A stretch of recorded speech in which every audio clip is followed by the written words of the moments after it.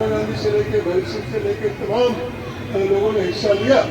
उस तहरीक के दौरान भी हमारी मुस्लिम बहनों ने इतनी बड़ी तादाद में सड़कों पर आकर और धरनों पर बैठकर इतना जबरदस्त खिलाफत इन काले कानूनों की इससे पहले कभी नहीं। इसलिए मैं अपनी तमाम बहनों को अपना सलाम भेजता हूँ और मैं समझता हूँ कि वो हिंदुस्तान के लिए एक नया इतिहास रख रही है, एक नई तारीख रख रही है। और ये तारीख जो है मुल्क को बिल्कुल एक रोशन कहना चाहिए कि ओर लेकर जाएगी। हालांकि मैं ये जानता हूँ कि इस तारीख के ऊपर भी जुल्म बहुत होने वाला है। मैं जब कलकत्ता आया हूँ तो मैं जलियांवाला बाग के ऊपर 100 साल हो गए जलियांवाला बाग का, अब इस साल 101 साल हो रहा है अप्रैल तक। तो उसकी जो हम मनाते हैं 100 साल के बाद उसको याद करते हैं, तो हम उस जुल्म की बात करते हैं, उसको याद करते हैं। तो इतना भयंकर जुल्म 100 साल पहले 101 साल पहले अंग्रेजों ने एक काले कानून के खिलाफ किया।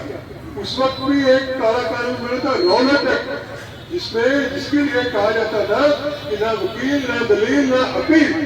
और उसके लिए एक भयंकर जुल्म जो है अमृतसर के जलियांवाला बाग में, छोटे से 6-7 एकड़ का बाग था वो, और उसमें हजारों लोग जमा थे। और उसमें सबसे ज्यादा जबरदस्त जो उसका तहरीक का हिस्सा था वो था 9 अप्रैल का रामनवमी का जुलूस।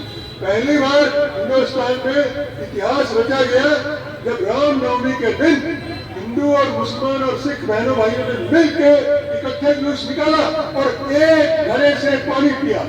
एक घड़े से हिंदू मुस्लिम सिख सबने मिलकर पानी पिया और कहा कि अब आगे से हिंदू पानी मुस्लिम पानी ये नहीं चलेगा। आजादी के दौर में पहले 47 से ये हिंदू पानी मुस्लिम पानी चलता था। एक बात मैं और आपसे जरूर साझी करना चाहूंगा और वो भी एक रोशन मिसाल है, और वो मिसाल कलकत्ता में मैंने बंगाल में हुई है।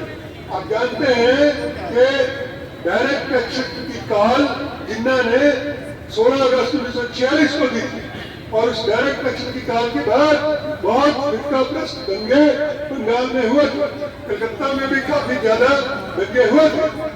उस वक्त महात्मा गांधी ने कहा, आपने महात्मा गांधी के फोटो जब से लगा रखे हैं, और उसमें महात्मा गांधी नोआखाली में वो 15 अगस्त 47 को दिल्ली में नहीं थे, वो आजादी का जश्न नहीं मना रहे थे। वो कह रहे थे कि जब हमारे बहन भाई एक दूसरे को बाइकआउट कर रहे हैं